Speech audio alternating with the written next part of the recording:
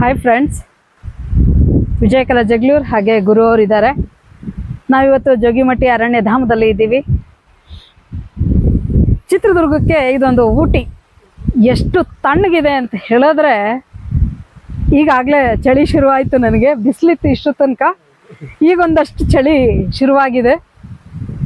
ಯಾಕೆ ಹೇಳ್ತಾ ಇದ್ದೀನಿ ಊಟಿ ಅಂತ ಹೇಳಿದ್ರೆ, ತುಂಬ ತಂಪಾಗಿರುವಂತಹ ಸ್ಥಳ ಇದು. ಈ ನಮ್ಮ ಹಿಂದ್ಗಡೆ ಏನು ನೋಡ್ತಾ ಇದ್ದೀರಿ, ಇದೊಂದು ಬಂಗ್ಲೆ. ಇಲ್ಲಿ ವಿಶ್ರಾಂತಿ ತಾಣ ಅಂತ ಹೇಳಿ ಕರಿಬಹುದು. ಬ್ರಿಟಿಷರ ಕಾಲದಲ್ಲಿ ನಿರ್ಮಾಣವಾಗಿರುವಂತಹ ಬಂಗ್ಲೆ ಇದು. ಇಲ್ಲಿ ಬ್ರಿಟಿಷರು ಬೇಸಿಗೆ ಕಾಲದಲ್ಲಿ ಬಂದು ಇಲ್ಲಿ ವಿಶ್ರಾಂತಿಯನ್ನು ಪಡಿತಾ ಇದ್ರು ಅನ್ನುವಂಥದ್ದು. ವಿಶ್ರಾಂತಿಯನ್ನು ಪಡೆಯೋದ್ರ ಮೂಲಕ ತಮ್ಮ ದಿನನಿತ್ಯದ ಉಲ್ಲಾಸವನ್ನು ಇಲ್ಲಿ ಪಡ್ಕೊಂಡು ಮತ್ತೆ ಕಾರ್ಯಗಳನ್ನು ನಿರ್ವಹಣೆ ಮಾಡ್ತಾ ಇದ್ರು ಅನ್ನುವಂಥದ್ದು. ಒಳಗಡೆ ಎಲ್ಲ ರೀತಿಯಾದಂತಹ ವ್ಯವಸ್ಥೆ ಕೂಡ ಇದೆ. ರೂಮ್ಸ್ಗಳಿದ್ದಾವೆ, ಹಾಗೆ ದೊಡ್ಡ ಹಾಲ್ ಇದೆ, ಡೈನಿಂಗ್ ಟೇಬಲ್ ಇದೆ, ಬಾತ್ರೂಮ್ಸು ಹಾಗೆ ಕಿಚನ್ ಎಲ್ಲ ಕೂಡ ತುಂಬ ಸುಸಜ್ಜಿತವಾಗಿ ಕಟ್ಟಿರುವಂತಹ ಬಂಗ್ಲೆ ಇದು. ಇದನ್ನು ಕೂಡ ರೆಂಟಿಗೆ ಕೊಡಲಾಗತ್ತೆ. ಇದಕ್ಕೆ ನೀವು ಎಲ್ಲಿ ಸಂಪರ್ಕ ಮಾಡಬೇಕು ಅಂತ ಹೇಳಿದ್ರೆ, ಅರಣ್ಯ ಇಲಾಖೆಯನ್ನು ಸಂಪರ್ಕ ಮಾಡಿದ್ರೆ ಇದರ ಎಲ್ಲ ವಿವರ ಸಿಗುತ್ತೆ. ನೀವು ವೆಬ್ಸೈಟಲ್ಲೂ ಕೂಡ ಇದನ್ನು ಹುಡುಕೊಳ್ಬೋದು. ಇದಕ್ಕೆ ನೀವು ಪೇ ಮಾಡಿ ಇಲ್ಲಿ ಇರಬೇಕಾಗತ್ತೆ. ದೊಡ್ಡ ದೊಡ್ಡ ಫಂಕ್ಷನ್ಗಳನ್ನು ಏನು ಮಾಡ್ತೀರಿ, ಅಥವಾ ತುಂಬ ಫ್ರೆಂಡ್ಸ್ಗಳಿದ್ದಾರೆ, ಒಂದು 50-60 ಜನ ಬಂದರೂ ಕೂಡ ಇಲ್ಲಿ ಇರಬಹುದು. ಅಷ್ಟು ದೊಡ್ಡ ಫೆಸಿಲಿಟೀಸ್ ಕೂಡ ಇಲ್ಲಿ ಸಿಗುತ್ತೆ ಅನ್ನುವಂಥದ್ದು. ತುಂಬ ಚೆನ್ನಾಗಿರುವಂತಹ ಸ್ಥಳ. ಗುರುವರೇ, ಈಗ ನೋಡ್ತಾ ಇದ್ದೀರಲ್ವಾ ಈ ಬಂಗ್ಲೆ, ಅದ್ರ ಬಗ್ಗೆ ನಿಮಗೇನಾದರೂ ಗೊತ್ತಿದ್ರೆ ಹೇಳಲಿಕ್ಕೆ ಸಾಧ್ಯ? ನೋಡಿ, ಏನಂತಂದ್ರೆ ನಮಗೆಲ್ಲ ಗೊತ್ತಿರೋ ಹಾಗೆ ನಮ್ಮ ಚಿತ್ರದುರ್ಗವನ್ನು ಮದಕರಿ ನಾಯಕರು ಆಳಿದ್ರು. ಅದಾದ ನಂತರ ಟಿಪ್ಪು ಮತ್ತೆ ಹೈದರಾಲಿ ಕೂಡ ಬಂದರು. ಅದಾದ ನಂತರ ನಮ್ಮ ಇಂಡಿಯಾದಲ್ಲಿ ಬ್ರಿಟಿಷರು ಆಳ್ವಿಕೆ ಮಾಡಲಿಕ್ಕೆ ಸ್ಟಾರ್ಟ್ ಮಾಡಿದ್ರು. ಆ ಟೈಮಲ್ಲಿ ನಮ್ಮ ಚಿತ್ರದುರ್ಗ ಕೋಟೆಯ ಇದನ್ನು ನೋಡ್ಕೊಳ್ಳಿಕ್ಕೆ ಈ ಒಂದು ಪೊಲೀಸ್ ವ್ಯವಸ್ಥೆ ಎಲ್ಲ ಇರ್ತಾ ಇದ್ರು.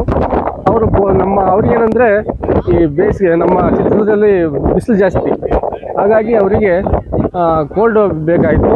ಅದಕ್ಕೋಸ್ಕರ ಈ ಒಂದು ಭಾಗದಲ್ಲಿ ಏನು ಅಧಿಕಾರಿಗಳು ಬರ್ತಾ ಇದ್ರಲ್ಲ ಮೇಡಮ್, ಆ ಅಧಿಕಾರಿಗಳು ಬಂದು ಇಲ್ಲಿ ಅವರು ವಿಶ್ರಾಂತಿಯನ್ನು ತಗೊಳ್ತಿದ್ರು ಅಂತೇಳಿ ನನಗೆ ಹಿರಿಯರು ಹೇಳಿದ ಪ್ರಕಾರ ಈ ಥರ ಒಂದು ಇತಿಹಾಸ ಇದೆ ಮೇಡಮ್.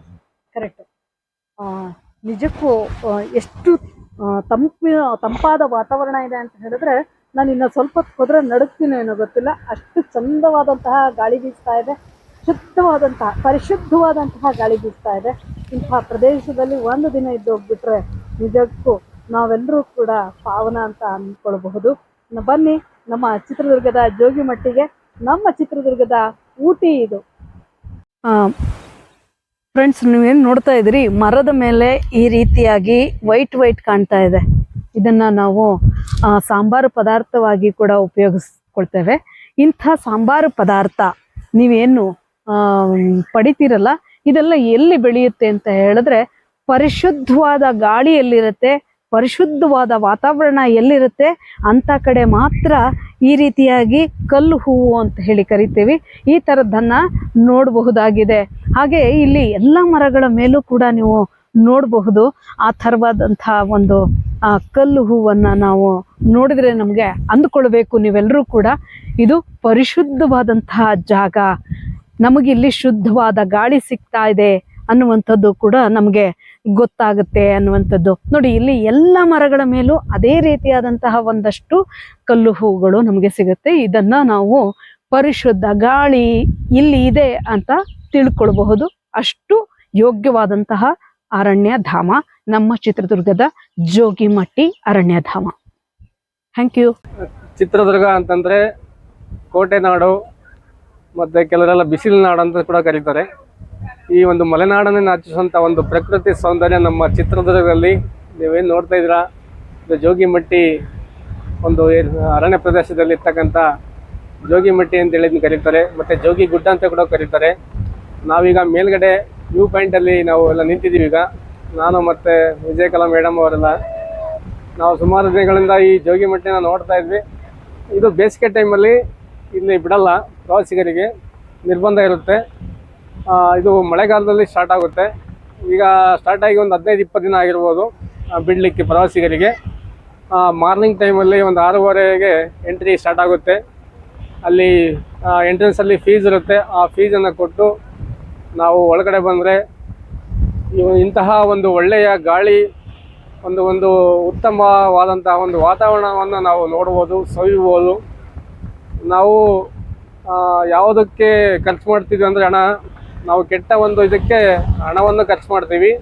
ಆದರೆ ಇಂತಹ ಒಂದು ಉತ್ತಮ ಒಂದು ಗಾಳಿ ಮತ್ತು ಇಂಥ ಪ್ರಕೃತಿಯ ಸೌಂದರ್ಯವನ್ನು ಸವಿಲಿಕ್ಕೆ ನಾವು ಅಲ್ಲಿ ಅಮೌಂಟನ್ನು ಕೊಟ್ಟರೆ ನಮಗೇನು ಲಾಸ್ ಆಗಲ್ಲ.